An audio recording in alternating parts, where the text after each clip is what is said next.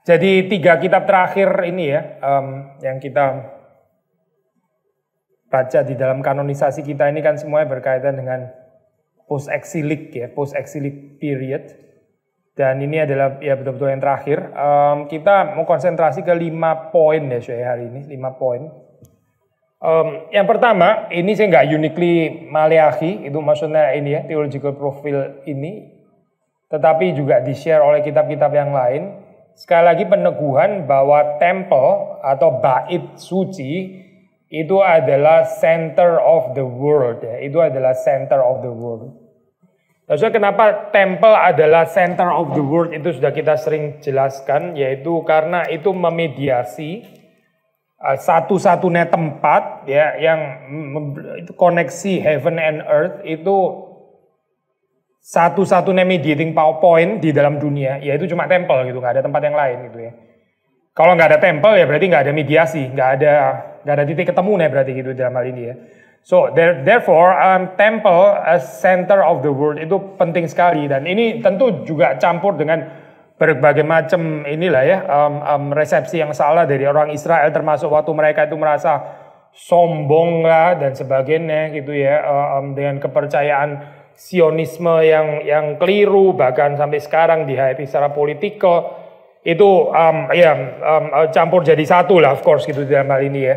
Tapi bukan karena penghayatan yang keliru itu ya, bukan karena resepsi yang negatif itu maka terus kemudian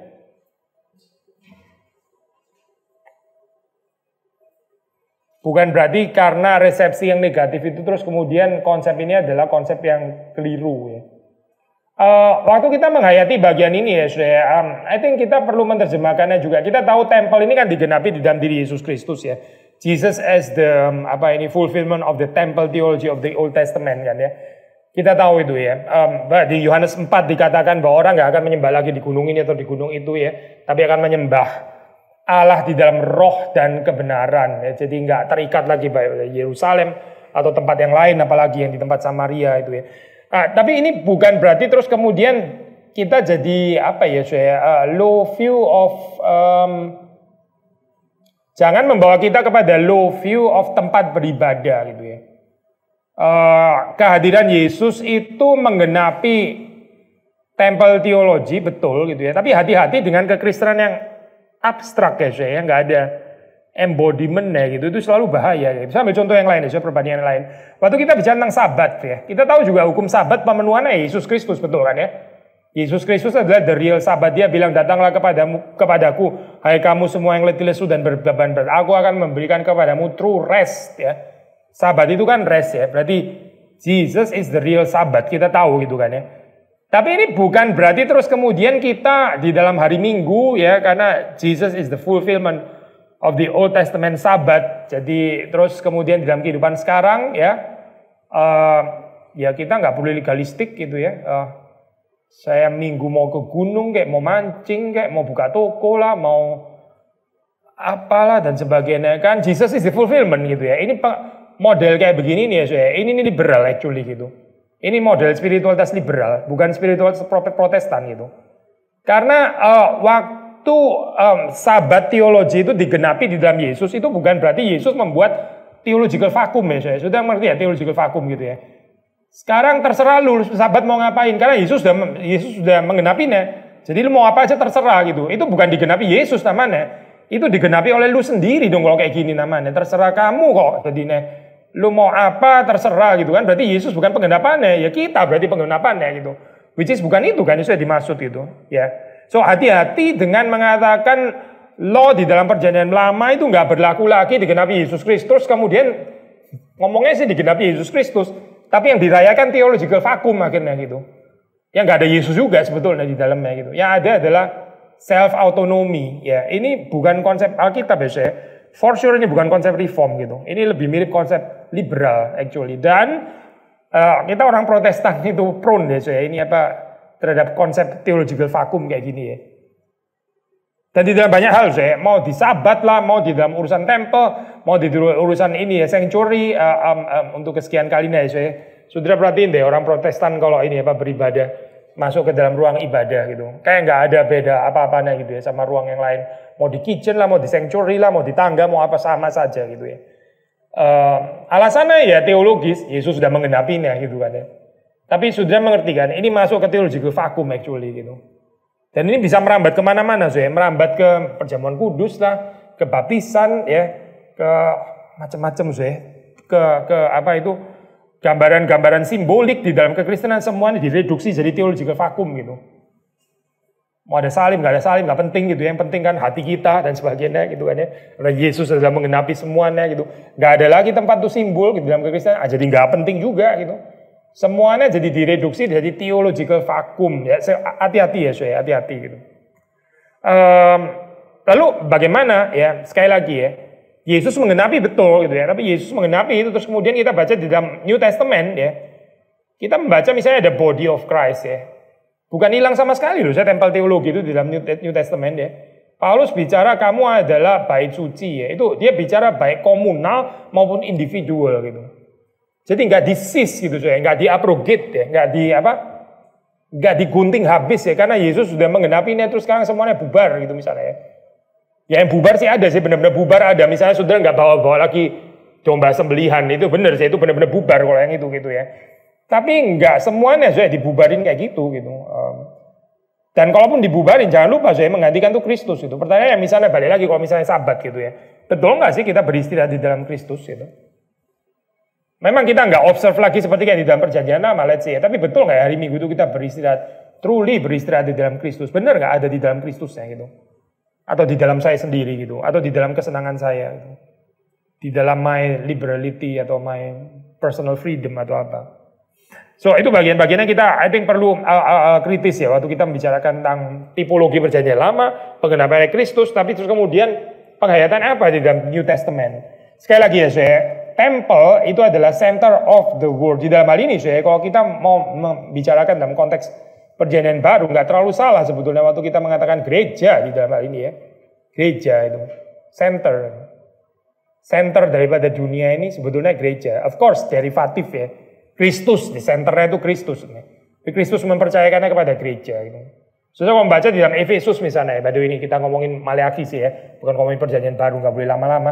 Saudara membaca di dalam Efesus itu kan jelas ya konsep ini ya, high view of the church. Gitu. Good. Balik lagi ke Maleakhi ya saya. Maleakhi ini sangat karena bicara tentang temple, jadi ini center of the world ya. Ini kan bicara tentang kehidupan yang beribadah kepada Tuhan, termasuk memberikan persembahan dan sebagainya, termasuk perpuluhan, tithe, etc. gitu kan ya. So konsep ini ya saya, reciproc itu sangat penting ya, reciprocal ya. Tuhan memberikan apa, lalu terus kemudian kita itu membalas apa gitu. Ini penting sekali untuk Maleakhi ya. Tuhan memberi apa, lalu terus kemudian kita tuh membalas apa gitu. Nah ini jangan disalah mengerti seperti kayak, loh ini kok kayak konsep agama ya. Konsep bahasa Latin pakai istilah do, ut, des ya. Itu kalimat terkenal sekali. Do, ut, des. Maksudnya I give in order to be given. Atau aku memberi supaya kamu memberi kepadaku gitu. Pasti bukan ini saya. Karena apa ya? Karena apapun yang kita beri kepada Tuhan itu sebetulnya sudah terlebih dahulu kita terima kan ya. Jadi kita itu cuma bisa berespons itu. So nggak mungkin kita bilang do ut des itu nggak mungkin gitu. Saya memberi in order to be given. Itu kan berarti kan seperti kayak saya yang mendahului Tuhan, lalu Tuhan berespons kepada saya gitu kan ya. Ya ini jelas ngawur sesuai konsep ini. Nggak ada yang kita bisa inisiatif memberi kepada Tuhan kalau bukan yang terlebih dahulu diberikan Tuhan kepada kita. Karena itu Paulus kan mengatakan kalimat itu. Apa sih yang ada padamu yang tidak kamu terima gitu? Apa sebetulnya? Kan nggak ada kan? Sebetulnya konsep ini aja sudah membubarkan konsep do ut des ya. Orang yang punya konsep do ut des di dalam kehidupannya, saya memberi perpuluhan supaya dibalas Tuhan berkali-kali dan sebagainya. Ini orang error karena dia pikir dia memberi itu dia memberi duluan lalu Tuhan membalas gitu. Padahal yang dia beri itu sudah terlebih dahulu Tuhan memberi. Kita nggak mungkin pernah bisa mendahului Tuhan di dalam pemberian, di dalam mengasihi, di dalam berkorban itu nggak ada ceritanya saya. Kemungkinan itu zero, benar-benar zero gitu. Minus actually kalau mau dibilang gitu ya. Karena kita utangnya banyak kok gitu. Kita nggak mungkin akan pernah menghutangi Tuhan despite Oke lah, ada ayat yang barang siapa menolong orang-orang miskin seperti menghutangi Tuhan gitu ya. Tapi itu bahasa inilah, bahasa yang hiperbol gitu dalam hal ini ya. Betul di dalam hal ini memang ada reciprocal ini ya Pak, diberi dan memberi ya. Dan ini sangat penting untuk membaca Maleakhi, tapi jangan dibaca sebagai spiritualitas doudes ya, karena itu sangat nggak cocok ini. Nanti kita bisa masuk di dalam bagian agak detail ya, kenapa itu nggak bisa dibaca seperti itu. Sekali lagi, manusia itu cuma bisa merespons, menjawab apa yang sudah terlebih dahulu dikerjakan Tuhan di dalam dirinya. Jadi nggak ada tempat sama sekali untuk apa bermegah, sombong dan sebagainya. Orang yang sombong, bermegah, rasa diri dia memberi dan sebagainya, itu orang yang nggak mengerti anugerah Tuhan sebetulnya gitu. Itu orang rada psychologically error sebenarnya gitu. Perlu ditolong orang-orang seperti itu ya. Karena mereka ini nggak sadar bahwa apa yang diberikan itu sebetulnya cuma diberikan kesempatan untuk membalas Tuhan gitu ya. Nah kalau kita bisa menghayati ini dalam kehidupan orang lain juga indah kan ya. Waktu saudara menolong orang lain, saudara juga nggak berpikir memberi inisiatif itu. Saudara bisa saja inisiatif terhadap orang lain. Mungkin orang itu nggak pernah tolong saudara. Saudara mungkin secara horizontal saudara yang inisiatif menolong orang lain, mungkin kan ya. Tapi kita nggak melihat kehidupan ini horizontal ya saudara. Kita kan ada dimensi rohani ya gitu, ada dimensi hubungan dengan Tuhan. Nggak ada kemungkinan supaya kita menolong orang lain itu bukan sebagai respons terhadap kebaikan Tuhan, itu nggak ada. Sekali lagi ya saudara, saudara bisa berbuat baik kepada sesama bukan sebagai respons kebaikan Tuhan kepada saudara terlebih dahulu. Itu kemungkinan as good as zero gitu. Nggak mungkin kita bisa melakukan kebaikan kepada orang lain tanpa terlebih dahulu didahului oleh Tuhan yang berbuat baik kepada kita. Nggak mungkin itu, nggak ada kemungkinannya. Sama ya, itu ya menolong orang lain, berarti dalam hal ini itu ekspresi ucapan syukur kita kepada Tuhan gitu ya. Jadi beres gitu. Kalau kita mengerti seperti ini ya beres gitu. Saudara kan membalas kan ya. Saudara membalas ya, kita suka pakai ilustrasi ya. Kalau apa ya? Misalnya ya, ini contoh sederhana ya. Orang bilang selamat malam gitu ya. Terus saudara jawab selamat malam. Setelah saudara jawab selamat malam, saudara nggak nunggu dia jawab selamat malam lagi kan ya? Kan nggak ya saudara? Setelah saudara bilang selamat malam, sekarang lu bilang apa? Kan aneh ya saudara? Lu dia yang bicara dulu kan selamat malam, kan saudara cuma membalas gitu. Orang yang membalas itu nggak expect apa-apa, itu poin saya maksudnya gitu. Saudara akan terima dari Tuhan terlebih dahulu. Setelah itu kita mengekspresikannya dengan menolong orang lain. Ya sudah dong, berarti jangan expect apa-apa dong. Kalau saudara expect apa-apa, berarti saudara nggak ngerti bahwa saudara sudah di selamat malamin Tuhan itu tadi. Bukan selamat malam sih ya. Tapi saudara sudah menerima terlebih dahulu dari Tuhan. Itu kayaknya nggak ada bagian ini gitu. Sehingga kita akhirnya terus jadi menantikan kebaikannya orang lain ya. Menantikan apa itu pengertiannya orang lain. Itu lucu loh saudara. Saudara kalau utang, terus kemudian misalnya ini ya, hopefully sih enggak ya. Saudara utang, saudara bayar. Saudara enggak expect orang yang setelah kita bayar terus dibilang terima kasih sama saudara kan ya. Kan enggak kan ya. Atau apa ya, atau berharap gitu maksudnya. Terima kasih sudah membayar hutang saya gitu misalnya. Gila ya orang kayak gini ya. Terus kalau dia enggak terima kasih terus saudara jadi tersinggung. Orang ini enggak tahu diri, utangnya dibayar enggak bilang terima kasih. Itu yang enggak tahu diri kayaknya saudara deh, bukan orang itu gitu. Tapi di dalam kehidupan manusia ya, seringkali terjadi seperti ini tuh kenapa sih? Karena manusia nggak sadar bahwa dia itu terlebih dahulu mendapatkan dari Tuhan ya. Dan itu semua respons keluar itu ya. Whether kepada Tuhan kembali atau kepada sesama. Kan sebetulnya itu respons terhadap apa yang terlebih dahulu diterima. Ini ya, kita membaca konsep ini di dalam pengertian temple theology. Bukan di dalam pengertian temple theology yang apa seperti biasa, nah, tapi khususnya di dalam ini loh, relasi kultis ya, relasi cultic ya, cultic relationship itu. Itu yang pertama ya, berkaitan dengan persembahan. Yang kedua adalah yang juga menjadi basic theological profiles ya, plural, itu adalah love of the Lord ya, the Lord's love, the love of God. Itu sangat penting. Saudara membaca di dalam Maleakhi 1 ayat 2 ya. Aku mengasihi kamu firman Tuhan, tetapi kamu berkata, dengan cara bagaimana engkau mengasihi kamu? Gak enak banget ya saya jawaban kayak gini ya. Saudara mengerti kan tadi ya? Persoalannya di mana ya? Tadi loh saya gak berasa dikasihi itu. Kalau orang itu gak berasa menerima dari Tuhan, ya kalau orang gak berasa dikasihi, Itu dia waktu menolong sesama, itu dia akan rasa dia yang inisiatif itu. Waktu melayani dia akan merasa dia yang inisiatif. Karena ya ini persoalan tuh di sini, precisely di sini. Dengan cara bagaimanakah engkau mengasihi kami gitu. Mereka ini seperti nggak ngerti, nggak tahu, atau pura-pura goblok, atau memang goblok, atau apa nggak. Tapi di sini ya, terus kemudian Tuhan itu sabar sekali gitu ya. Tetapi kamu berkata dengan cara bagaimana engkau mengasihi kami. Tuhan menjelaskan, bukankah Esau itu kakak Yakub? Demikianlah firman Tuhan. Namun aku mengasihi Yakub. Nggak semua orang itu dikasihi seperti Israel loh. Nggak semua orang itu dikasihi seperti Yakub. Esau itu tidak. Pak Yadi sudah pernah bahas ya, kalau nggak salah di mana, di masterclass kalau nggak salah ya, dia bahas. Sebetulnya yang dimaksud membenci Esau itu ya, itu membencinya Tuhan itu ya, saudara kalau baca di dalam Alkitab itu juga nggak benci-benci, bukan bencinya kita yang pasti ya. Tuhan membenci Esau, itu Tuhan memelihara Esau sampai tua, sampai panjang sekali ya, itu namanya membenci gitu ya. Saudara jangan berbaca bencinya Tuhan terhadap Esau itu seperti kayak kita benci terhadap musuh kita. Itu lain banget, bencinya Tuhan kepada Esau itu masih kita ya, di dalam kategori kita itu kasih yang besar sekali gitu. Tapi Tuhan sudah pakai istilah benci untuk Esau gitu. Karena memang membedakan, dia nggak mengasihi Esau seperti dia mengasihi Yakub. Dia mengasihi Yakub lebih dalam lagi gitu. Tapi saudara baca di dalam cerita Esau atau Kain lah sudah ya, Kain ya.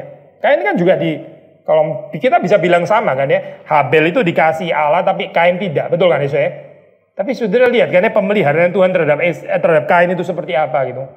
Dia tawar-menawar minta nanti saya akan dibunuh, sama Tuhan dikasih tanda supaya nggak dibunuh dan sebagainya. Itu namanya benci gitu ya. Kalau saudara benci gitu misalnya ya, hari itu Esau mati langsung gitu. Atau ya siapa ini Kain gitu ya. Hari itu juga dia mati gitu. Belum selesai ngomong juga sudah dibabat sama kita gitu ya. Itu namanya benci, bencinya manusia. Tapi bencinya Tuhan itu panjang ya ini apa kesabarannya gitu. So, tapi betul di dalam perbandingan ini benar sih. Memang Tuhan nggak mengasihi Esau seperti dia mengasihi Yakub. Di dalam perbandingan ini ya boleh dipakai istilah dia membenci Esau. Saudara bisa membaca kalimat berikutnya, sebab itu aku membuat pegunungan menjadi sunyi, sepi, tanah pusakanya aku jadikan padang gurun. Edom keturunan Esau, kami telah hancur, tetapi kami akan membangun kembali reruntuhan itu. Maka beginilah firman Tuhan semesta alam, mereka boleh membangun, tetapi aku akan merobohkannya, dan orang akan menyebutkannya daerah kefasikan dan bangsa yang kepadanya Tuhan murka sampai selama-lamanya. Ini nggak terjadi pada Yakub, tidak gitu. Ini terjadi pada Esau, tapi ini nggak terjadi pada Yakub. Dan itu kalau Yakub masih nggak sadar juga gitu ya, keterlaluan namanya itu. Kalau Israel masih nggak sadar juga ya, itu take for granted dengan cara bagaimana engkau mengasihi kami itu kan ya. Sebetulnya mereka ini seperti kayak buta akan kebaikan Tuhan. So ada kontras di sini ya dengan Edom, Israel, Edom, Yakub, Esau ya. Cintanya atau kasihnya Yahweh kepada Yakub atau kepada Israel itu jelas sekali digambarkan di sini ya. Kita baca Maleakhi 2 ayat 10. Maleakhi 2 ayat 10. Ini Tuhan memarahi Israel karena kawin campur dan perceraian. Bukankah kita sekalian mempunyai satu Bapa? Bukankah satu Allah menciptakan kita? Lalu mengapa kita berkhianat satu sama lain dan dengan demikian menajiskan perjanjian nenek moyang kita?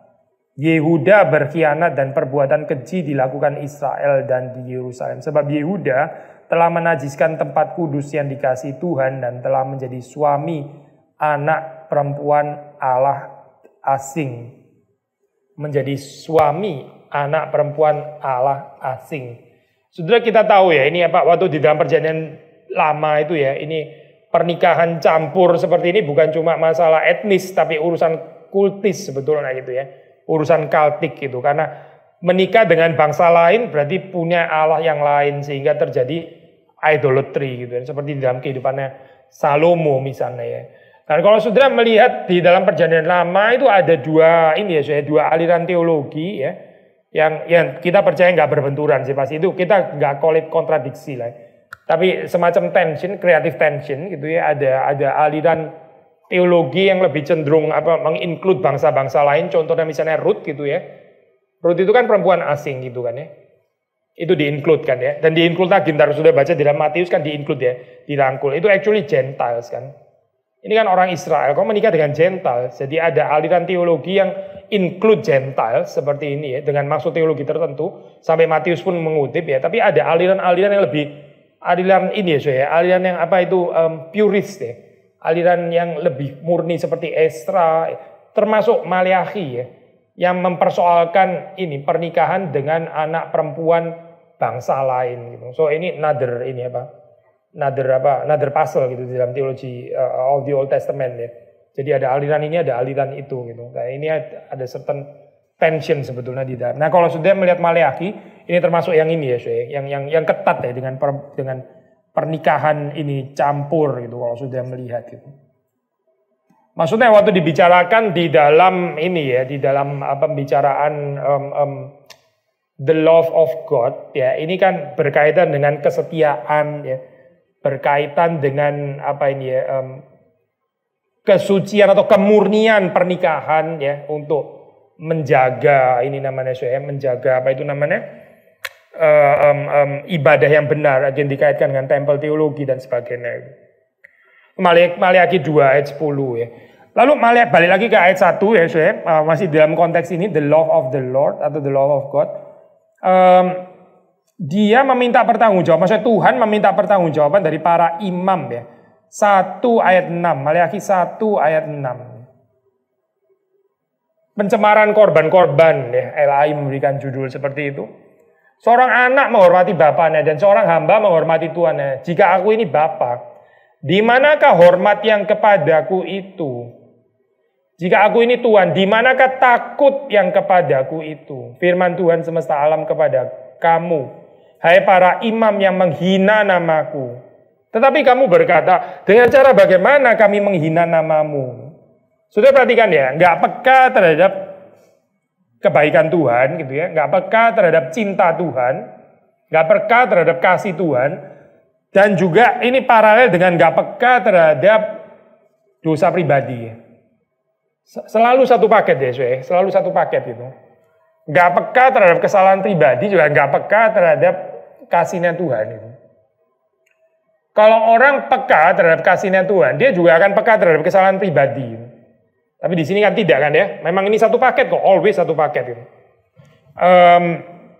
Di dalam hal apa ya kami ini menghina namamu gitu kan ya. Sudah nggak sadar cinta kasihnya Tuhan, sekarang nggak sadar kelemahan sendiri gitu kan ya. Again, entah nggak sadar atau memang sudah bebal atau apalah. Ya pokoknya ya ginilah jawabannya ya.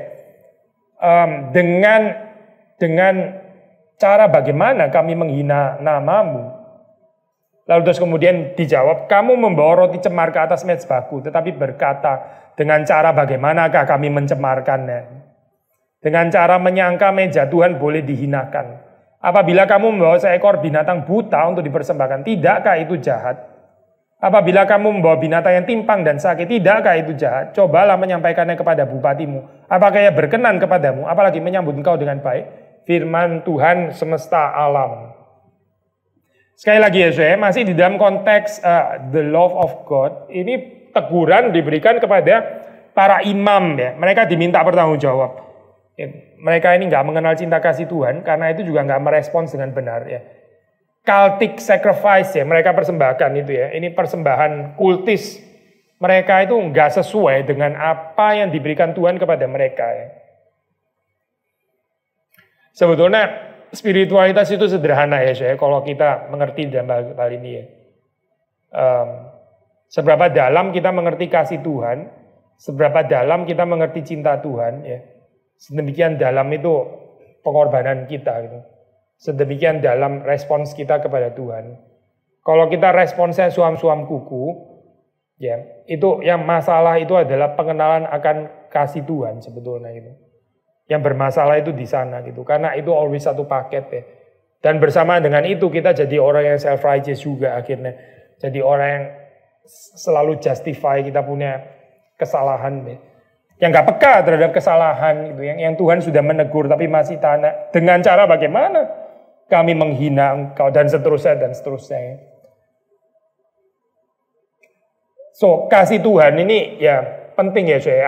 Ya, kita di dalam gereja modern kadang-kadang waktu bicara tentang kasih Tuhan, Ada dua macam respons ya tentang pembicaraan isu kasih Tuhan. Satu nggak membicarakan sama sekali karena dianggap sudah terlalu menjengkelkan, atau ini yang kedua ya actually gitu ya.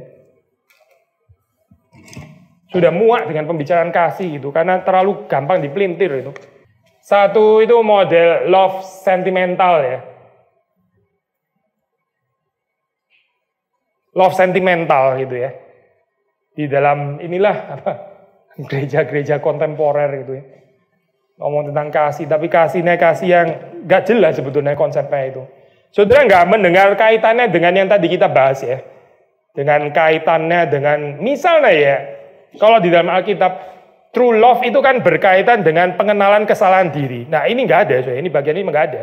Di dalam sentimental love pasti nggak ada bagian itu, Yang ada adalah konsep yang aneh sekali, tentang kasih Allah gitu.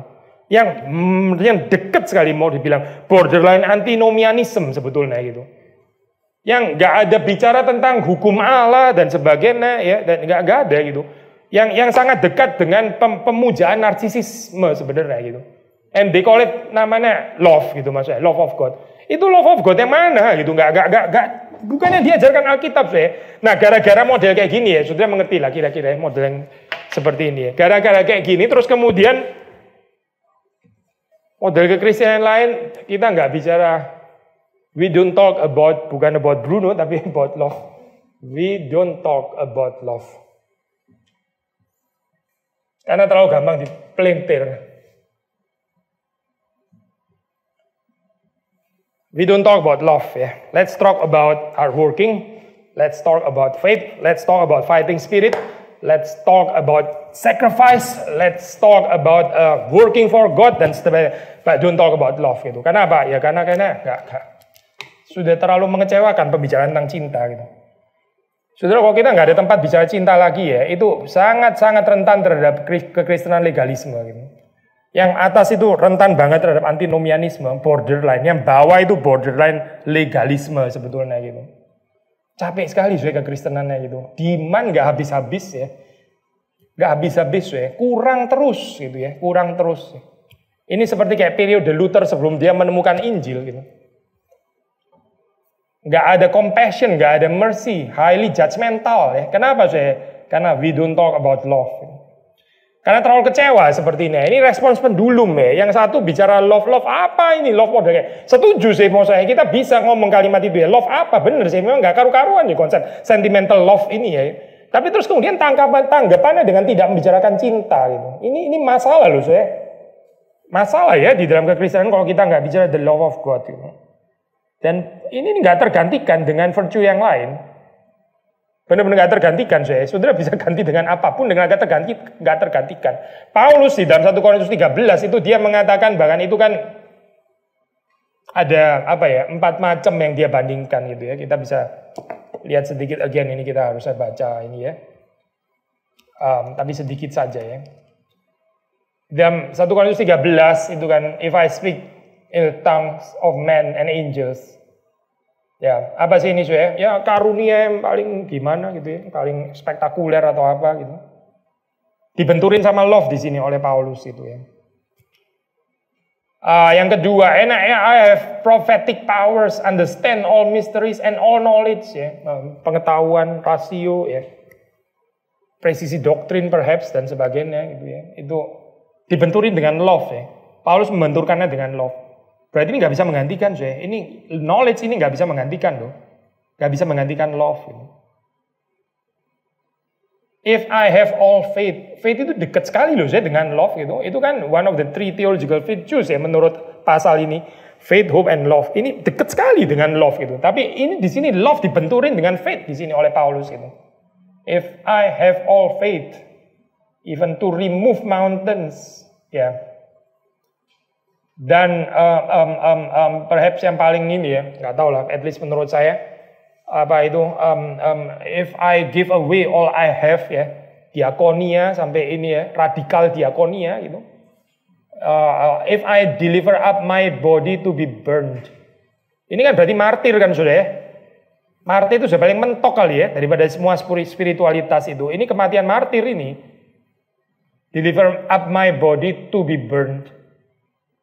Tapi ini ya spiritualitas martir yang paling tinggi itu dibenturin dengan love. oleh Paulus. So benar-benar nggak tergantikan saya ini. Saudara nggak bisa menggantikan. Not even dengan martyrdom gitu. Not even dengan martyrdom. Mungkin yang paling mentok kali ya, martyrdom. Apa yang bisa lebih tinggi daripada martyrdom coba? Apa yang bisa lebih tinggi daripada diakonia habis-habisan gitu ya? Saudara seperti kayak misalnya Yesus bilang jualah segala milikmu dan ikutlah aku. Benar-benar misalnya diturutin gitu. Oke, saya jual semuanya, kasih orang miskin, saya ikut engkau Tuhan. Wah ini radikal kayak begini. Ini pun nggak bisa menggantikan love loh, menurut Paulus gitu. So balik lagi ya saya. Di dalam kekristenan kontemporer ya saya, kita mesti hati-hati dengan bahaya yang pertama yaitu antinomianisme gitu. Konsep sentimental love. Bahaya yang kedua itu legalisme ya. Itu kekristenan legalisme gitu. Kecenderungannya itu masuk ke legalisme.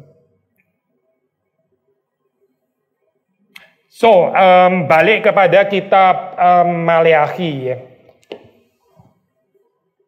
Kalau kita bicara love ya, itu ada range of meanings, spectrum of meanings, termasuk yang tadi kita bicarakan, termasuk juga kesadaran para pemimpin agama, imam di sini ya, yang dimintai pertanggungjawaban oleh Tuhan itu kekurangan, kesalahan ya. Dan ini termasuk pembicaraan tentang true love ya, should include itu gitu.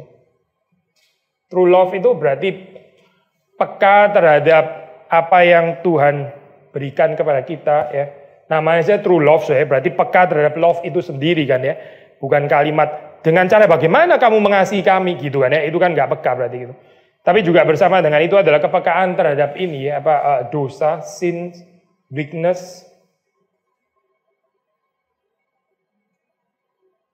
Satu paket ya saya sebetulnya. Kalau kita bicara tentang God's love.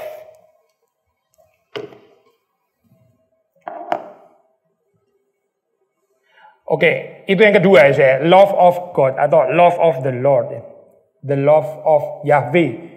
Yang ketiga saya seperti tadi ada di dalam ayat yang kita sudah baca. Yang sangat juga termasuk sentral itu adalah takut akan Allah. Ya. Takut akan Allah. Di dalam hal ini dekat sekali Maleakhi dengan teologi kitab-kitab bijaksana ya. Kitab-kitab bijaksana itu sangat menekankan takut akan Allah. Ya, saudara di sini melihat antara pemahaman akan kasih Allah dan takut akan Allah itu again satu paket gitu. Kekristenan yang sejati itu love of God ya, fear of God itu dua-duanya itu ya ada gitu. Bukan fear of God without love, bukan love without fear ya. Karena itu bukan Alkitab saya, bukan ini, bukan teologi Kristen sebetulnya itu. Nah, sudah bisa baca misalnya di dalam Maleakhi 1 ayat 6 ya, Maleakhi 1 ayat 6 yang tadi kita barusan baca ya.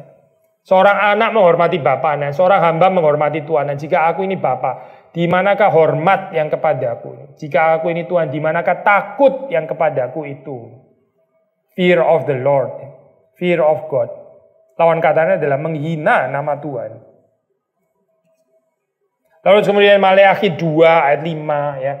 Banyak sih ayat-ayat tentang ini ya. Maleakhi 2 ayat 5. Saya bacakan Maleakhi 2 ayat 5. Perjanjianku dengan dia pada satu pihak ialah kehidupan dan sejahtera dan itu kuberikan kepadanya. Pada pihak lain ketakutan dan ia takut kepadaku dan gentar terhadap namaku. Takut dan gentar terhadap namaku. Ya. Lalu terus kemudian Maleakhi 3 ayat 5. 3 ayat 5 saya baca ya. 3 ayat 5. Aku akan mendekati kamu untuk menghakimi dan akan segera menjadi saksi terhadap tukang-tukang sihir, orang berzina dan orang-orang yang bersumpah dusta dan terhadap orang-orang yang menindas orang upahan janda dan anak piatu dan yang mendesak ke samping orang asing dengan tidak takut kepadaku. Sudah perhatikan di sini ya, nggak takut kepada Tuhan itu berdampak di dalam dimensi sosial gitu. Persoalan dimensi sosial itu akarnya ya menurut Maleakhi adalah tidak takut akan Tuhan. Sederhana lah, ini kita juga harusnya tahu gitu kan ya. Ini kan semua yang dibicarakan di sini kan kritik sosial, di sini bukan cuma kritik ibadah ya, tapi kritik sosial juga. Misalnya ini ya Pak itu orang-orang yang menindas orang upahan, janda, anak yatim piatu, mendesak ke samping orang asing. Ya kenapa? Karena tidak ada takut kepada Tuhan. So again takut akan Tuhan. Lalu terus kemudian ayat 16, ayat 20 masih di dalam pasal yang sama. Ayat 16, ayat 20. Saya baca ya. Beginilah berbicara satu sama lain orang-orang yang takut akan Tuhan. Tuhan memperhatikan dan mendengar. Sebuah kitab peringatan ditulis di hadapannya. Bagi orang-orang yang takut akan Tuhan dan bagi orang-orang yang menghormati namanya. Lalu terus kemudian satu ayat lagi yaitu 4 ayat 2. Saya baca 4 ayat 2 ya. Tetapi kamu yang takut akan namaku, bagimu akan terbit surya kebenaran dengan kesembuhan pada sayapnya. Kamu akan keluar dan berjingkrak-jingkrak seperti anak lembu lepas kandang. 4 ayat 2 ya saya. Kamu yang takut akan namaku. So again, takut akan Tuhan ya. Dan bagi Maleakhi di sini ya, ini penekanan ini itu dibuktikan, disaksikan, dinyatakan ya melalui norma-norma kultis dan norma-norma etis ya. Baik secara kultis itu maksudnya ini ya, dalam hubungan dengan ibadah gitu ya, ada hubungan dengan ibadah.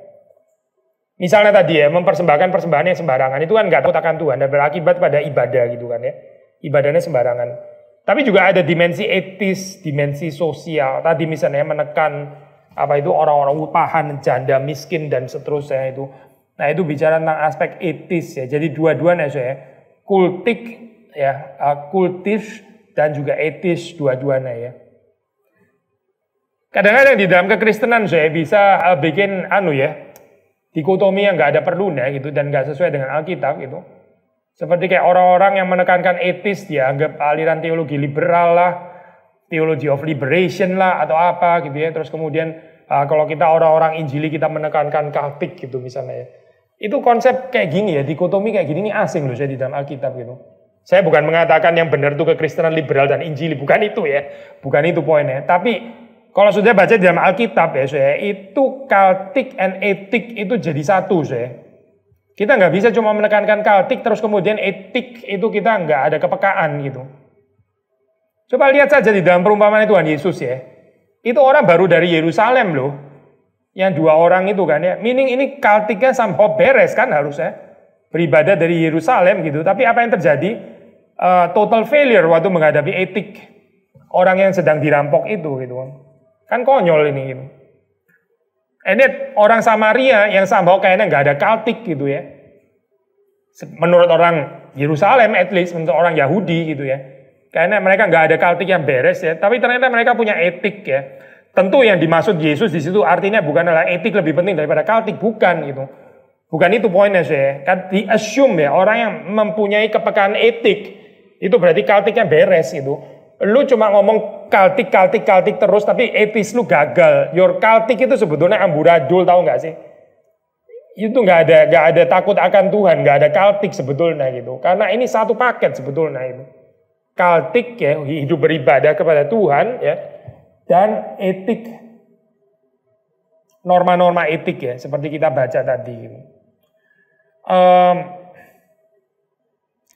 Kaitannya dengan ini apa sih? Dengan apa itu? Dengan Torah ya, dengan Taurat. Memang saya ini di satu sisi istilah Taurat ini nggak terlalu ada ya di sini, ada sih, bukan nggak ada sama sekali, tapi bukan sesuatu yang mendominasi lah konsep ini ya. Tetapi waktu kita bicara tentang pelanggaran sosial, etik dan pelanggaran kultis itu sebetulnya kan ini ya presuppose itu assume adanya Taurat yang mengatur gitu. Otherwise dia luput dari apa dong berarti gitu. Berarti meskipun teologi Taurat katakanlah di sini ya, Torah teologi itu bukan sangat mendominasi, memang nggak mendominasi sesuai di dalam bagian ini ya. Tetapi dengan adanya kritik sosial dan kritik kultis ya, kritik terhadap kehidupan beragama, kritik di dalam kehidupan beribadah dan juga kritik sosial, kritik etis ya. Itu berarti mengasumsikan adanya ini ya Taurat sebelumnya gitu. Karena otherwise kan orang nggak ada ya dari mana tahu melanggar dan sebagainya gitu. Ada Taurat gitu di baliknya ya mengatur itu sehingga orang itu harusnya tahu. Oke, itu poin yang ketiga ya. Poin yang ketiga tadi tentang ini ya takut akan Tuhan gitu. Jadi takut akan Tuhan juga mesti Di dalam kaitan dengan pengertian atau pengenalan akan Taurat, otherwise kan takut akan Tuhannya bisa sangat subjektif itu. Keempat, masih di dalam kaitan dengan takut akan Tuhan. Takut akan Tuhan ini memiliki arti kosmik dan universal ya. Kalau tadi kan penekanannya di 3 itu ya takut akan Tuhan, ada dimensi cultic, ada dimensi ethical atau sosial gitu ya. Kalau keempat ini takut akan Tuhan ini mempunyai arti kosmik dan universal. Kosmik universal. Artinya apa saya? Coba kita baca aja ayat yang terkenal itu ya. Ini makanya saya pentingnya mengerti basic theological profile itu saya, karena kalau sudah nggak ngerti basic theological profile ya tiba-tiba masuk ke dalam satu ayat terus kemudian kita berdebat tentang satu bagian yang sebetulnya kita nggak dapat konteksnya di dalam Maleakhi ini apa sih sebetulnya lagi ngomongin apa gitu. Perpuluhan misalnya ya. Itu kan terkenal sekali kan dari Maleakhi. Terus orang mulai debat tentang teologi perpuluhan menurut Maleakhi. Sebetulnya pembicaraan perpuluhan itu di mana sih tempatnya di dalam Maleakhi itu, konteks besarnya apa gitu. Nah, konteks besarnya itu di sini salah satunya. Coba kita baca Maleakhi 3 ayat 10 ya. Bawalah seluruh persembahan persepuluhan itu ke dalam rumah perbendaharaan supaya ada persediaan makanan di rumahku dan ujilah aku, firman Tuhan semesta alam. Apakah aku tidak membukakan bagimu tingkap-tingkap langit dan mencurahkan berkat kepadamu sampai berkelimpahan. Ayat ini kan terkenal sekali kan saya. Dan ditafsir secara doudes di dalam gereja kontemporer gitu ya. Kan Tuhan sendiri minta dia nguji, berarti saya kasih, coba saya menguji Tuhan, Tuhan akan curahkan, konsepnya doudes gitu. Padahal Maleakhi itu sangat gak mendukung konsep doudes gitu. Dari situ aja sudah masalah banget so ini apa itu pembacaannya gitu. Tapi kita nggak sudah ngomongin itulah, kita mau ngomongin yang lain. Kan kita bicara tentang cosmic universal ya. Saudara perhatikan ya, ini gini so ya, di dalam konsep tadi ya, Tuhan itu memberi ya, dan ada reciprocal relationship dari Tuhan memberi, kita mempersembahkan gitu kan. Waktu Tuhan memberi itu yang betul adalah kita menanggapi dengan persembahan kepada Tuhan ya, secara kultis misalnya seperti itu ya. Nah ini kalau terjadi ya, maka ya nature cosmic universe itu akan mendatangkan berkatnya gitu. Nah maksudnya konsep ini ya. Sekali lagi ya, Tuhan memberi kepada kita ya, terus waktu kita meresponsnya dengan benar ya, kita mengembalikannya kepada Tuhan, termasuk tithe itu tadi, maksudnya dalam konteks ini ya itu, menjawab, merespons kebaikan Tuhan ya, persepuluhan itu dikembalikan lagi kepada Tuhan, maka yaitu langit akan membuka ya, akan terbuka dan mencurahkan berkatnya. Ini kan berarti dimensi kosmik gitu. Kosmik itu tertutup ya, karena apa? Karena manusia itu melakukan apa yang jahat di hadapan Tuhan. Manusia itu nggak sadar bahwa Tuhan itu mengasihi, nggak sadar bahwa Tuhan itu memberkati, dan juga manusia nggak sadar akan kesalahannya. Termasuk imam-imam pun juga nggak sadar kesalahannya di mana, persoalannya di mana sih sebetulnya. Dengan cara apa ya kami menghinakan engkau dan seterusnya dan seterusnya. Akhirnya langit itu menutup apa ini namanya saya, menutup pintunya gitu. Nggak memberkati maksudnya ya. Termasuk nggak ada hujan dan sebagainya gitu. Itu kan kutukan sebenarnya. Nah di dalam konteks ini ya kita membaca Maleakhi 3 ayat 10. Kan Tuhan berkata sekali lagi ya, terutama dalam ayat 10b gitu. Ujilah aku firman Tuhan semesta alam, apakah aku tidak membukakan bagimu tingkap-tingkap langit dan mencurahkan berkat kepadamu sampai berkelimpahan. Tapi ada conditionnya, ada conditionnya. Conditionnya itu loh. Kalau kamu mengerti ya kebaikanku, kasihku, dan kamu merespons dengan benar, persembahanmu itu layak gitu ya, dan bukan apa itu yang matanya buta lah atau apa itu tadi gitu kan ya. Persembahanmu itu genah gitu ya, dan itu ujilah aku. Masa langit itu nggak akan bersahabat kepadamu. Nah itu namanya dimensi kosmik dan ini ya saya universe gitu. Menarik ya, di dalam Alkitab ada gambaran seperti ini ya.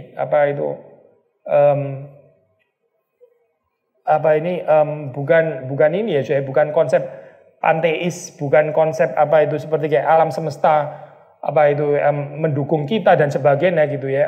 Tapi ini di dalam kaitan dengan kehadiran Tuhan gitu, yang dengannya orang Israel ini ada di dalam covenantal relationship itu. Tuhan itu nggak bisa diusir daripada gambaran ini. Tapi waktu Tuhan hadir, Tuhan juga bisa include kosmik ya. Sudah bisa ngikutin saya kan masih di sini kan ya. Waktu Tuhan itu hadir bukan berarti tanpa nature, bukan berarti tanpa nature. Ya. Pilihannya kan gini, pilihan yang salah ya. Kita bicara Tuhan, terus kita khawatir sekali membicarakan alam, ntar alam itu jadi panteis lah atau apa gitu ya. Alam nggak boleh mendukung sama sekali gitu. Semuanya pembicaraan tentang Tuhan gitu ya. Kalau mujizat juga harus semuanya supernatural dari Tuhan gitu ya. Nggak boleh melibatkan alam. Dan padahal kenyataan dalam Alkitab banyak sekali melibatkan alam gitu kan ya. Termasuk waktu pakai istilah mujizat dan seterusnya gitu. So itu persoalan satu pertama ya. Persoalan kedua tentu saja adalah alam menolong, alam mendukung, tapi nggak ada Tuhannya gitu. Ya ini konsep panteis ya namanya so ya. Chance ya, konsep seperti ya superstition deh soalnya sebetulnya gitu ya, nggak ada Tuhannya gitu. Seperti kayak ini alam sedang bersahabat dengan saya gitu. So satu sisi pembicaraan Tuhan tanpa alam, sisi yang lain pembicaraan alam tanpa Tuhan gitu. Tapi kalau di sini saudara mendapati kan alam itu di-include oleh Tuhan. Of course Tuhan di atas alam itu jelas tadi dalam hal ini ya. Tapi saudara melihat di situ langit ya, langit itu akan terbuka, tingkap-tingkap langit ya itu akan terbuka dan akan mencurahkan berkat.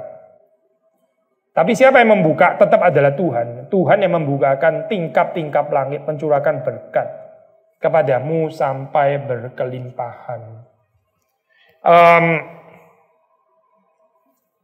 3 ayat 11 ya, 3 ayat 11, satu. Aku akan menghardik bagimu belalang pelahap.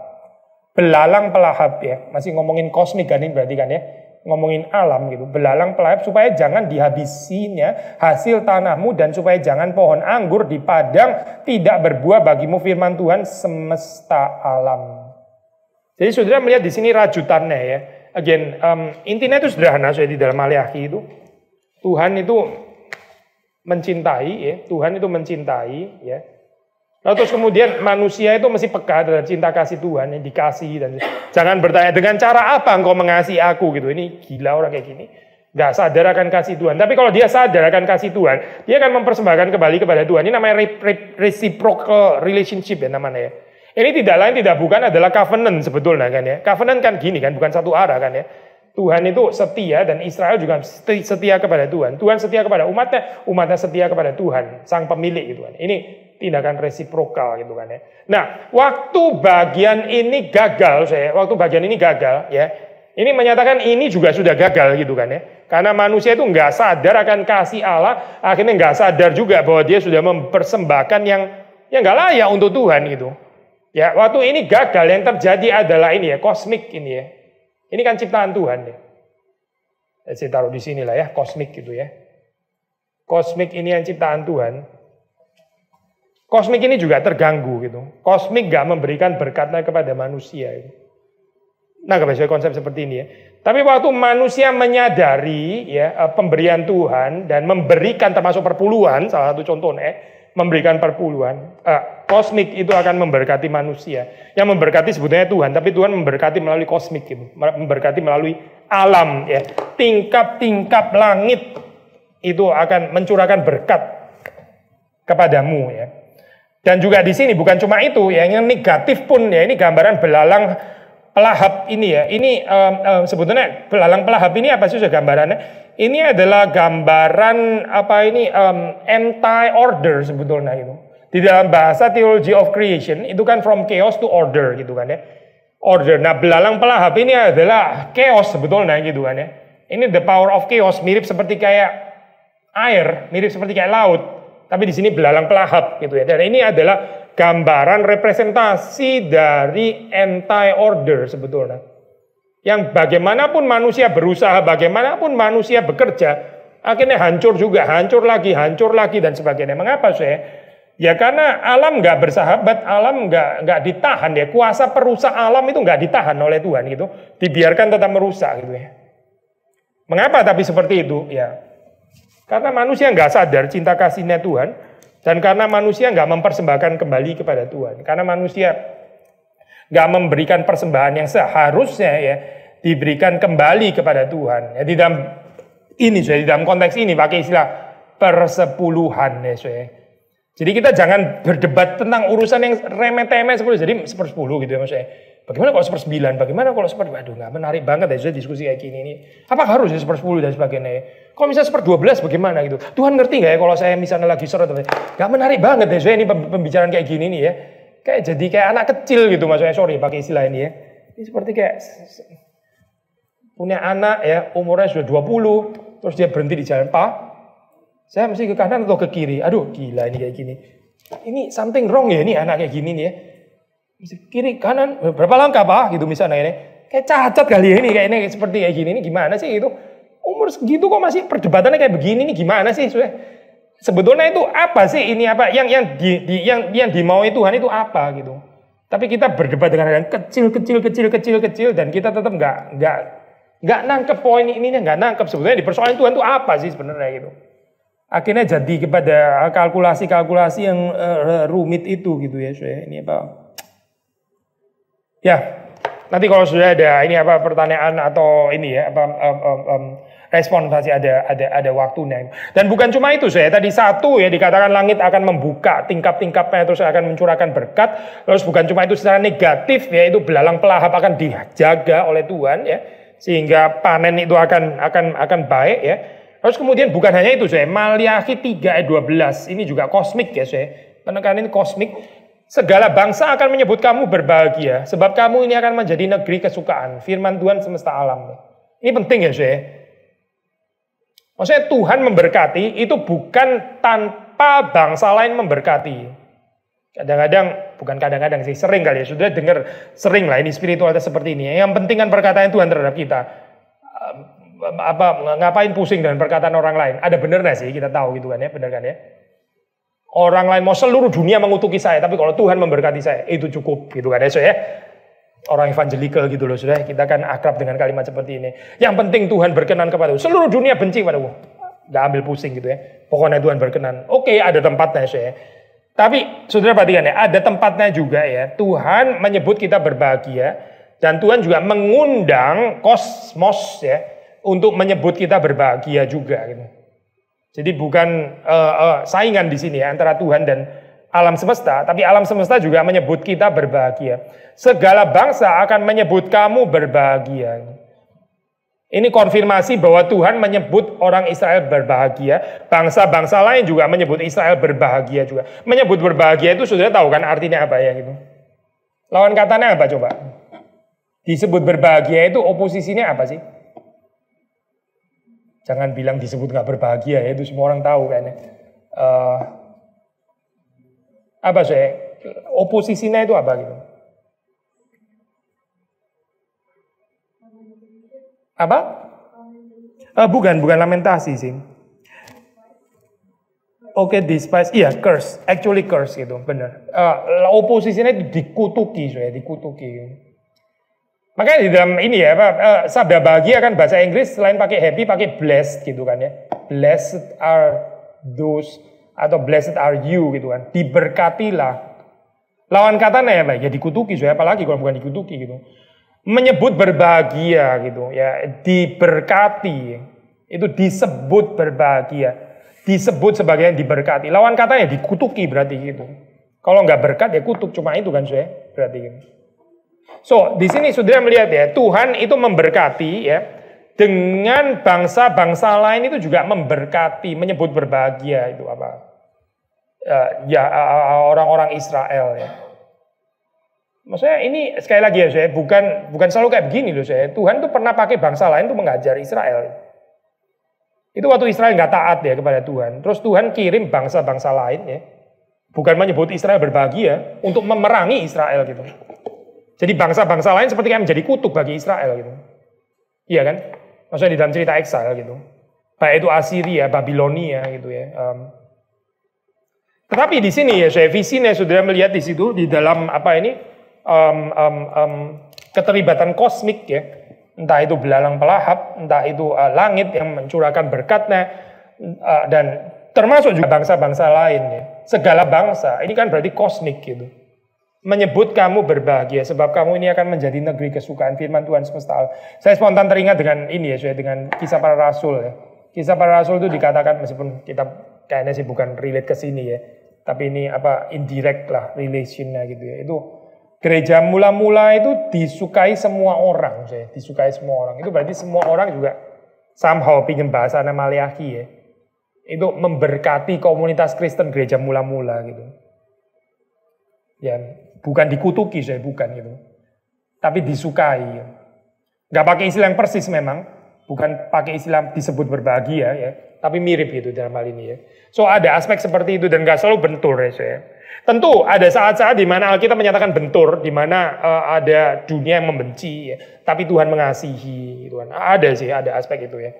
Tapi itu nggak selalu seperti itu. Jadi kalau kita baca Alkitab ya ada tension seperti itu memperkaya spiritualitas kita ya. Karena banyak hal itu perlu dilihat secara banyak angle ya gitu. Minimum ya 2 angle gitu, nggak bisa cuma 1 angle ya.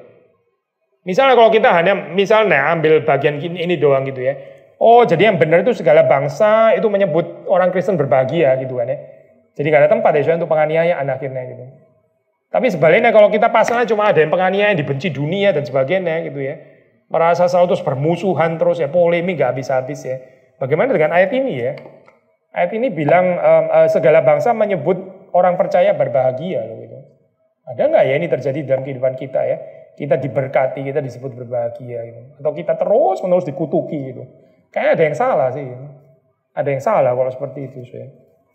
So, sekali lagi ya, intinya adalah ini, 3 hal ini ya, entah langit yang membuka tingkap-tingkapnya, lalu belalang pelahap yang dihardik, dan juga bangsa yang akan menyebut orang Israel berbahagia ya, disebut sebagai negeri kesukaan Tuhan. Ini semua bicara tentang satu poin, yaitu takut akan Allah ya, masuk respons ini ya, respons ibadah takut akan Allah ini ya, itu punya dimensi kosmik, tanpa harus masuk ke panteisme ya,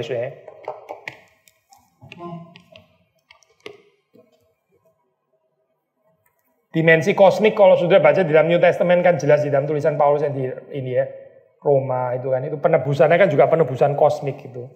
Tapi ini istilah ini konsep kosmik itu bukan cuma ada di dalam New Testament, di dalam Perjanjian Lama sebetulnya sudah ada konsep kosmik gitu ya. Jadi ya Kingdom of God ya, memang Kingdom of God harus kosmik. Kalau enggak kan Kingdom of God-nya teritorial banget dong sudah. Kalau enggak mencakup urusan belalang ya, itu kurang luas ya somehow gitu. Terakhir ya, poin terakhir adalah poin eskatologi, eskatologi.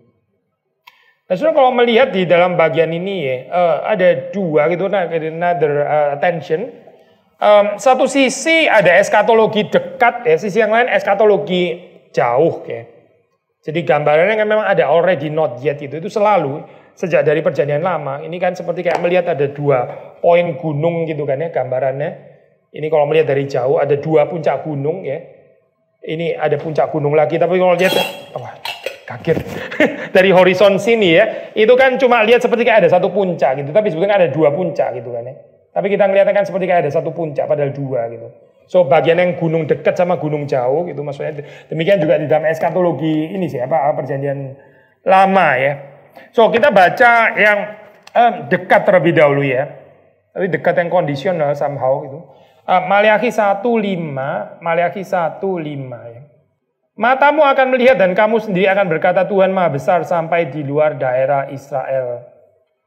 Matamu akan melihat dan kamu sendiri akan berkata. Ini kan konsep eskatologi dekat kan ya berarti ya saudara. Maksudnya nggak bilang keturunanmu akan melihat, nggak, matamu akan melihat ya. Berarti ini kan di dalam zaman yang dekat gitu kan di dalam hal ini. Eskatologi dekat lah gitu ya. 3 ayat 5, 10-12 ya, 10-12, 3 ayat 5. Aku akan mendekati kamu untuk menghakimi dan akan segera menjadi saksi terhadap tukang-tukang sihir, orang berjin tadi kita baca ya, orang yang bersumpah dusta terhadap orang yang menindas, orang upahan, janda, anak piatu yang mendesak ke samping orang asing dengan tidak takut kepada firman Tuhan semesta alam. Kalau tadi kita baca dengan penekanan takut akan Tuhan ya, gitu yang punya dimensi sosial dan sebagainya. Tapi sekarang kita baca dengan penekanan eskatologi dekat. Aku akan mendekati kamu untuk menghakimi dan akan segera menjadi saksi terhadap tukang-tukang sihir. Lalu terus kemudian 10-12 di dalam pasal yang sama. 10 ya, bawalah seluruh persembahan perpuluhan itu ke dalam rumah perbendaharaan supaya ada persediaan makanan di rumahku dan ujilah aku firman Tuhan semesta alam apakah aku tidak membukakan bagimu tingkap-tingkap langit dan mencurahkan berkat kepadamu sampai berkelimpahan.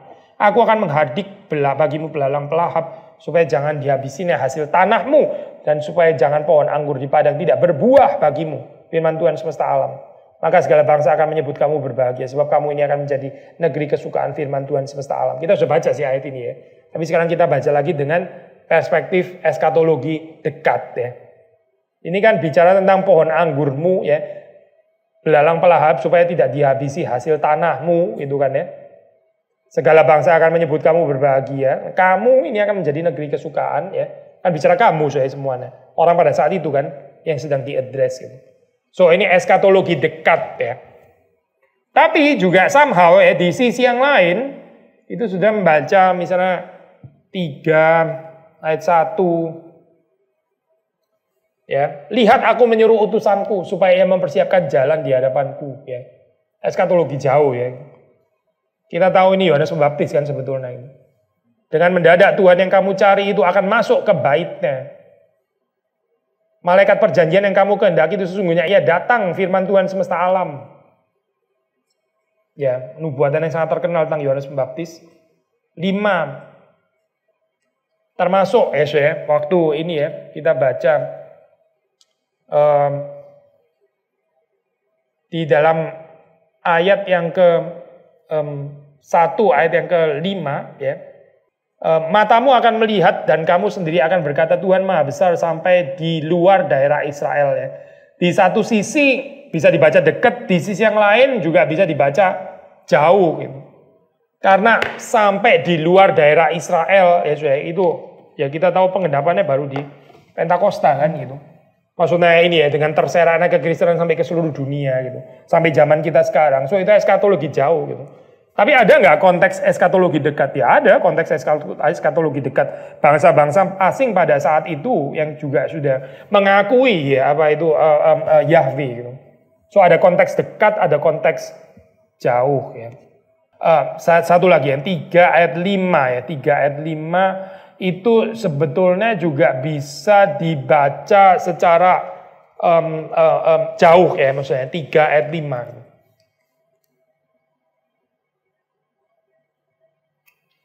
Hari penghakiman maksudnya itu. Oke, tapi ini minor saja saya tambahannya. Kita terusin lagi. Lalu ada juga ini ya konsep orang benar, orang fasik ya.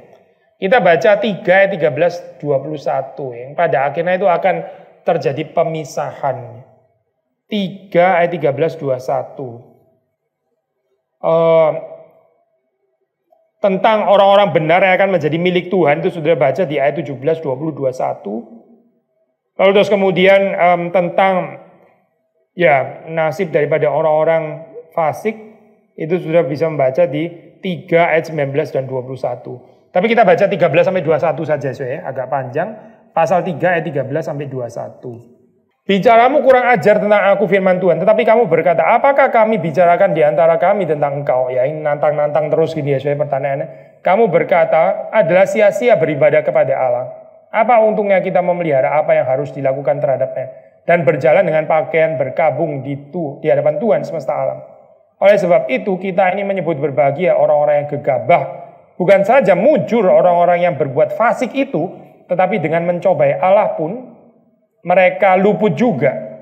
Beginilah berbicara satu sama lain orang-orang yang takut akan Tuhan. Tuhan memperhatikan dan mendengarnya. Sebuah kitab peringatan ditulis di hadapannya bagi orang yang takut akan Tuhan dan bagi orang-orang yang menghormati namanya. Mereka akan menjadi milik kesayanganku sendiri. Firman Tuhan semesta alam pada hari yang kusiapkan. Aku akan mengasihani mereka sama seperti seorang menyayangi anaknya yang melayani dia. Maka kamu akan melihat kembali perbedaan antara orang benar dan orang fasik. Antara orang beribadah kepada Allah dan orang yang tidak beribadah kepadanya. Lalu kemudian 4 ayat 1, bahwa sesungguhnya hari itu datang menyala seperti perapian, maka semua orang gegabah dan setiap orang yang berbuat fasik menjadi seperti jerami dan akan terbakar oleh hari yang datang itu. Firman Tuhan semesta alam, sampai tidak ditinggalkannya akar dan cabang mereka. Jadi intinya gini saya, kalau sudah baca mulai dari ayat pertama, itu kan ini ya Pak, masih blur kan perbedaannya gitu ya. Ini sebetulnya ditegur siapa sih? Sebetulnya yang bersalah itu siapa? Apa benar ya semuanya bersalah? Apa nggak ada satupun orang benar dan sebagainya dan seterusnya? Itu kan menimbulkan banyak pertanyaan gitu kan ya. Karena addressnya itu universal di dalam bahasa bagian pertama itu kan ya. Nah ternyata makin sudah membaca sampai kepada pasal-pasal yang makin terakhir, Itu terus kemudian dibedakan kok akhirnya. Tuhan bukan nggak membedakan ya. Jadi ada pembedaan yang jelas di sini ya. Ini orang benar, orang fasik. Dan pada akhirnya bahwa itu akan dipisahkan. Ini tidak lain tidak bukan berarti bicara tentang apa sih? Ini bicara tentang penyaringan sih sebenarnya di sini. Penyaringan orang benar dan orang fasik kalau pinjam bahasa Tuhan Yesus di dalam perumpamaan ya. Pemisahan lalang dan gandum gitu. Pemisahan antara gandum dan lalang gitu. Ya pada akhirnya ya.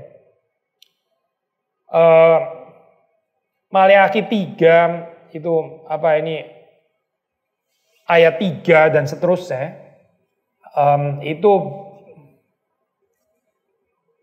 bicara bahwa Tuhan akan memurnikan ya, mentahirkan perak, mentahirkan orang Lewi ya. Tadi kan bicara tentang teguran terhadap imam-imam ya. Kemudian di sini dikatakan akan terjadi pemurnian, akan terjadi penyucian ya. Mereka seperti emas dan seperti perak.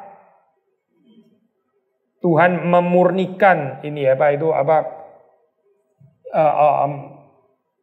kaum Lewi ya, keimaman atau imamat ya.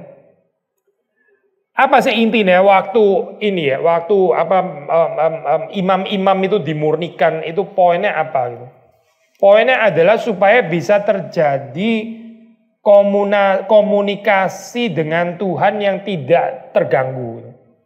Jadi persoalan di dalam pemimpin-pemimpin agama itu apa sih saya kalau nggak dimurnikan ya? Itu menghalang-halangi komunikasi umat ya dengan Tuhan, itu rusak gitu.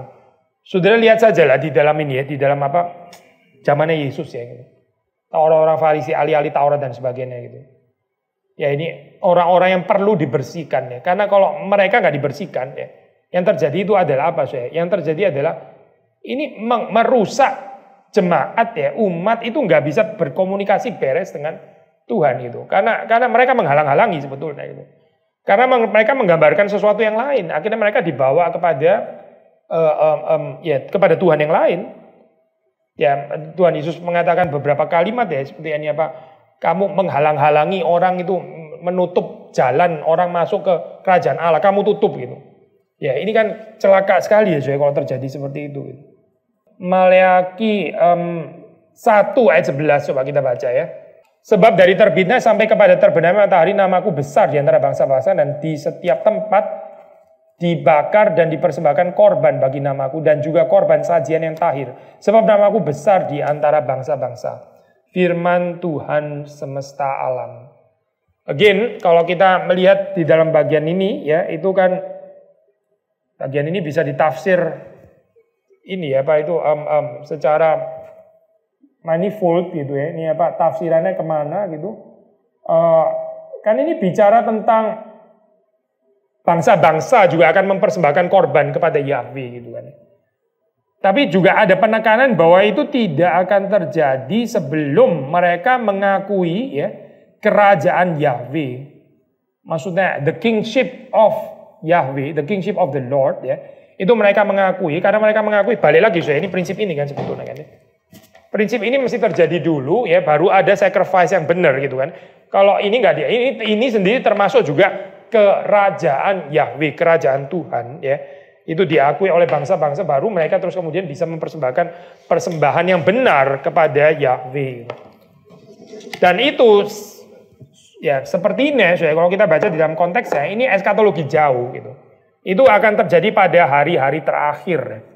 Terjadi pada hari-hari terakhir which menunjuk kepada pemenuhan di zaman New Testament ya, atau perjanjian baru gitu. Ya, baru terus setelah itu kemudian pada akhirnya ya akan ada apa ya, penghakiman Tuhan yang maha adil. Itu penghukuman ya terhadap apa ini orang-orang fasik dan juga pembenaran bagi orang-orang yang takut akan Tuhan. Again balik lagi ke Maleakhi 3 ayat 18. Maleakhi 3 ayat 18 sampai 21 ya saya. Ini kalau di bahasa Indonesia kita kan Maleakhi 3 sampai 18, tapi ada yang diterusin sampai nggak pakai pasal 4 ya. Setelah pada 18, 19, 20 dan seterusnya gitu. Jadi saudara jangan bingung kalau misalnya dibilang 3 ayat 21 itu berarti ya maksudnya adalah 4 ayat 3 gitu saya. Ya, 4 ayat 3. Oke, sampai di sini ini apakah saudara ada pertanyaan atau tanggapan atau respons tentang 5 poin tadi ya? Memang intinya bukan di perpuluhan ya tapi perpuluhan sebagai salah satu respons itu kan ya, memberikan yang terbaik kepada Tuhan karena mengerti Tuhan itu mengasihi gitu. Itu maksud intinya di sana sih. Lalu seorang ini ya Pak mengembalikan apa yang menjadi milik Tuhan, maksudnya merespons dengan benar, terus itu konteksnya kosmik itu bersahabat gitu kan ya. Tuhan itu akan menjaga gitu, nature, alam semesta itu akan, langit-langit akan dibuka, terus belalang pelahak akan ditahan ya, terus even bangsa-bangsa lain akan memberkati, menyebut Israel itu berbahagia dan sebagainya. Itu ya ada inclusion of cosmic response di situ. Ya. Sorry, nggak dengar. Kalau lagi bangkrut apa? Gini ya, kita itu gini. Konsepnya sekali lagi ya. Tuhan itu memberi, Tuhan itu mengasihi, dan kita mengembalikan apa yang kita terima dari Tuhan gitu. Mungkin nggak Tuhan itu bangkrut sampai kita nggak. Mungkin nggak sih Tuhan itu capek mengasihi kita gitu ya. Kasihnya itu reservoirnya habis. Sehingga akhirnya ini nggak ada alirannya. Terus kita jadi justified, kita nggak boleh kembalikan gitu. Mungkin nggak itu saya? Saya tanya ini, mungkin nggak? Mungkin nggak saya? Jawab dong. Gimana? Siapa? Iya, enggak, saya tanya gini loh.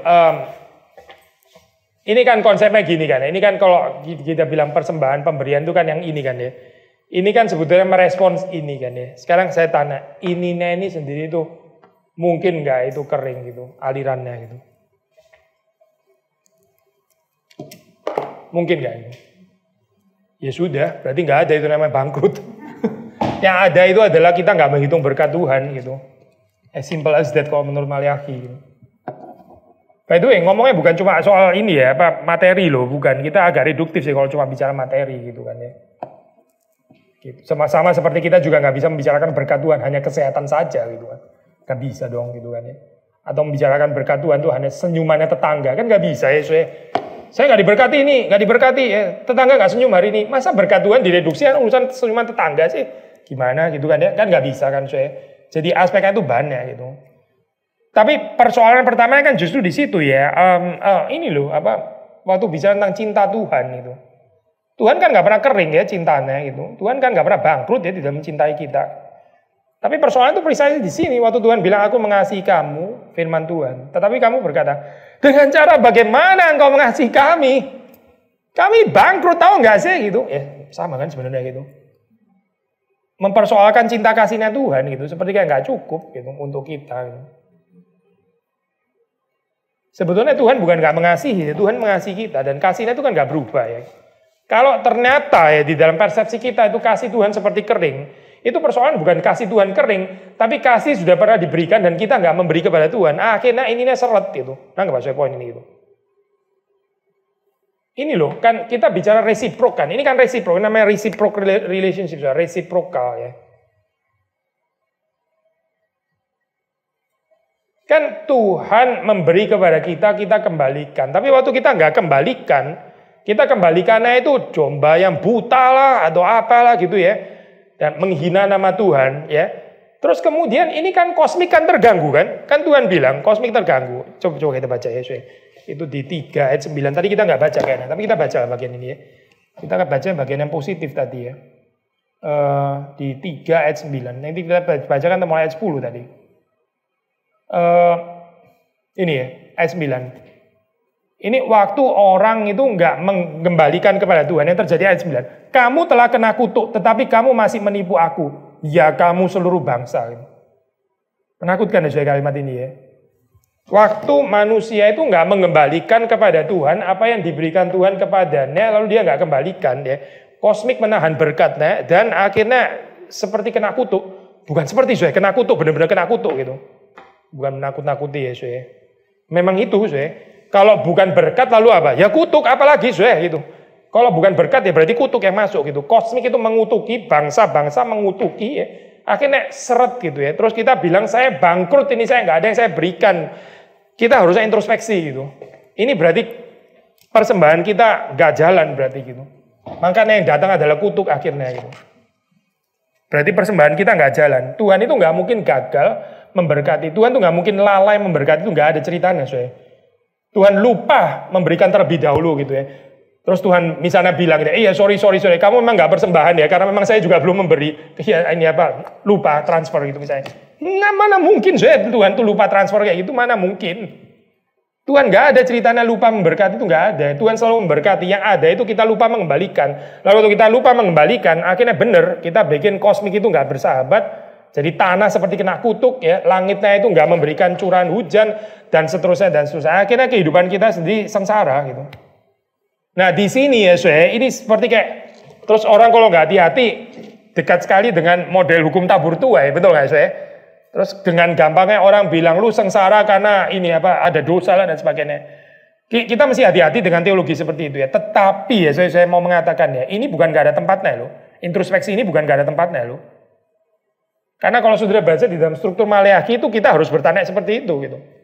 Karena dari sisi Tuhan kan nggak mungkin dia nggak mendatangkan berkat terlebih dahulu, itu nggak ada kemungkinannya.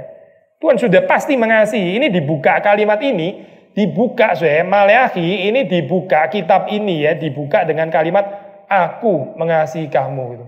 It's a fact. Saudara nggak bisa debat bagian ini.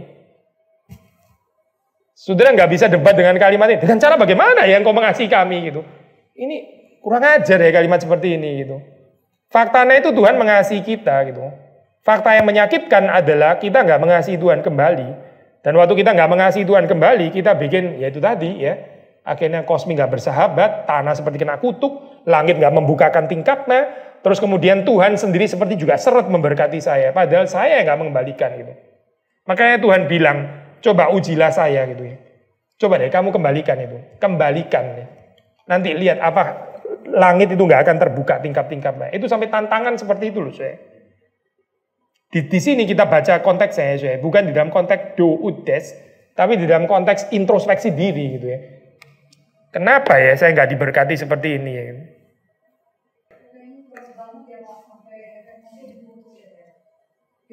Iya, di dalam Alkitab sih bahasannya cuma dua ya. Kalau kita bicara secara radikal gitu maksudnya ya. Penarian dua kutub ya, kalau nggak berkat ya kutuk gitu. Nggak ada yang gray area ya gitu. Untuk kita juga sama. Kita kan pernah bicara tentang Abraham.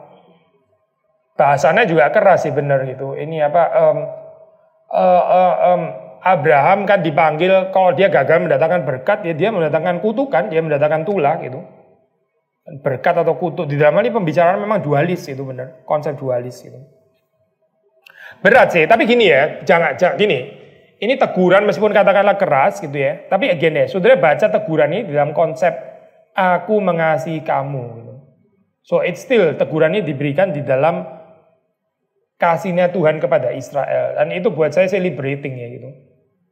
Karena Tuhan itu mau kita bertobat gitu kan. Justru kalau baca bagian ini ya, ini kalimat kayak gini ini juga nggak cocok dikatakan sesama manusia kan ya. Dan ini dikatakan kepada Tuhan, dan Tuhan masih mengutip perkataan kayak begini, dan Tuhan masih jawab lagi. Itu luar biasa sabar loh saya tanggapan kayak gini kan ya. Itu kalau anak saudara ngomong kayak gini kepada saudara sebagai orang tua ya, sudah tempeleng ya, saya anak kayak gini kurang ajar ya benar-benar ya. Kita bilang aku mengasihi, dengan cara apa kamu mengasihi saya? Kurang ajar banget ya anak kayak gini ya. Tapi ini yang ngomong papanya sendiri sekarang ya. Kamu pernah bilang ya bahwa dengan cara apa papa mengasihi kamu? Sebetulnya papa mengasihi kamu dengan gini. Ini sabar luar biasa loh saya kayak gini nih.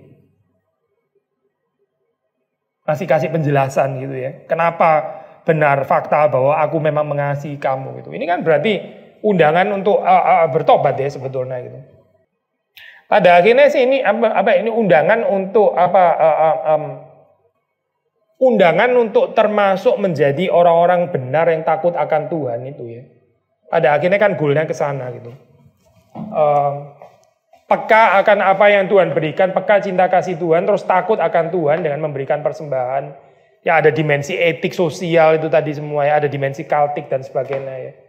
Lalu terus kemudian kita akan melihat bagaimana kosmik itu bersahabat dan seterusnya. Tapi the fact bahwa Tuhan ini kan sedihnya gini kan ini Maleakhi kan jelas kan ya. Message-nya kan jelas sekali kan ya. Setelah itu kan 400 tahun gak ada apa-apa gitu. Padahal ada eskatologi dekat loh gitu. Ada eskatologi dekat, sudah dikatakan ada orang yang akan mendahului gitu. 400 tahun sudah baru datang. Ini berarti apa Berarti tegurannya nggak diindahkan gitu. Sampai delay 400 tahun. Padahal ada konsep eskatologi dekat loh harusnya.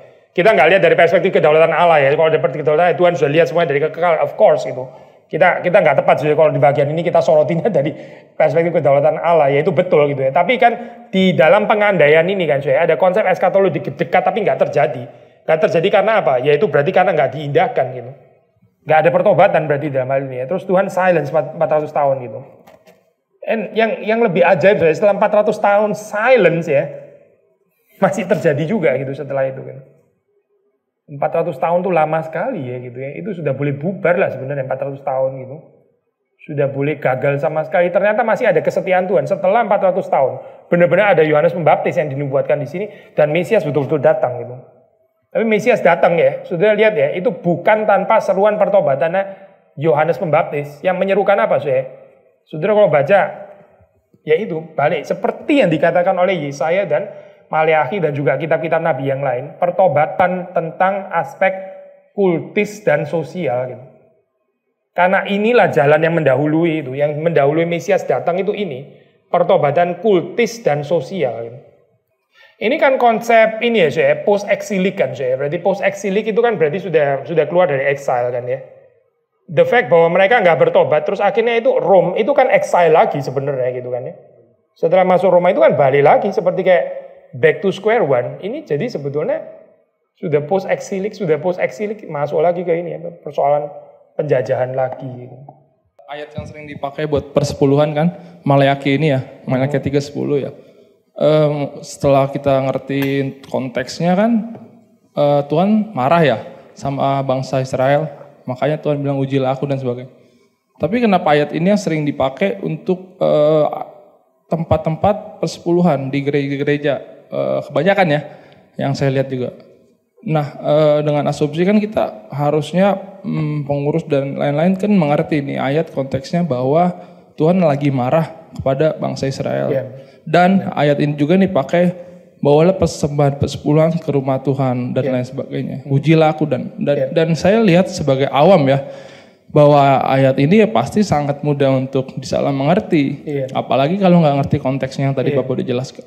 Nah jadi itulah mungkin jadi muncul kesalahpahaman bahwa yang tadi Bapak bilang istilah kita memberi Tuhan baru merespon kita yang kebalik ya. Nah mungkin apa nggak ada ayat lain yang berkaitan dengan persepuluhan yang bisa dijadikan suatu acuan ayat untuk umat Kristen membawa persepuluhan. Mungkin itu sih Pak. Akhirnya masuk ke pertanyaan ini juga gitu ya. Tapi ini bukan bagian daripada PA hari ini ya sebetulnya. Karena kita lagi ngomongin Maleakhi gitu. Intinya ini saya balikin ke Maleakhi lagi lah ya. Kalaupun kita ngomongin persepuluhan itu bicara tentang ini loh. Apa yang kita terima dari Tuhan kita kembalikan kepada Tuhan gitu.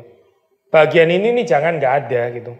Bagian ini jangan sembarangan gitu, maksudnya jangan kita kasih domba buta lah, sisa-sisa lah. Sebenarnya bukan cuma masalah uang atau persepuluhan, tapi tenaga kita, perasaan, umur, talenta dan semuanya gitu. Itu kan included ya semuanya gitu ya. Kalau responsnya kita sisa-sisa kayak gitu ya, kita itu namanya menghina nama Tuhan gitu kan. Pokoknya di situ aja sih gitu. Kalau tentang kenapa ini dipakai untuk persepuluhan gereja-gereja lain, mungkin tanya gereja lain aja kali ya, yang pakai ayat itu, karena kita nggak pernah pakai ayat ini kok untuk ini apa?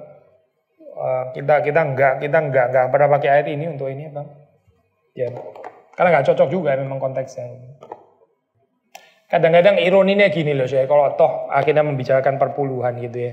Ini kan orang zaman perjanjian lama ya, konsep kristologinya kan nggak sebaik kita dong harusnya gitu kan ya. Konsep penebusan Kristus nggak sejelas kita dong.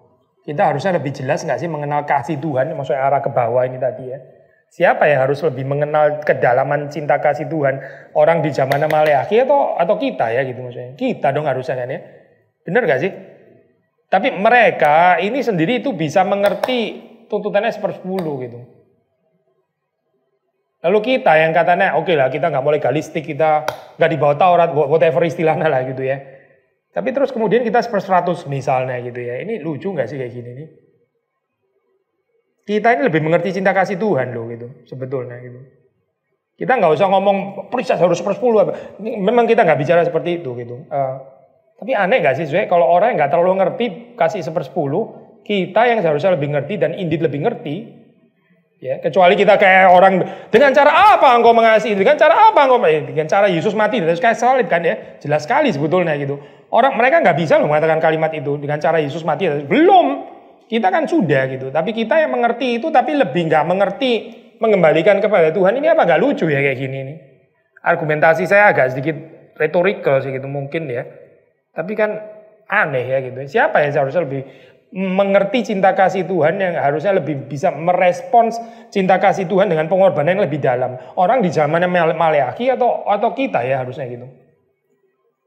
Nah itu loh saya, itu yang buat saya masalah kadang-kadang di dalam perdebatan tentang perpuluhan gitu ya.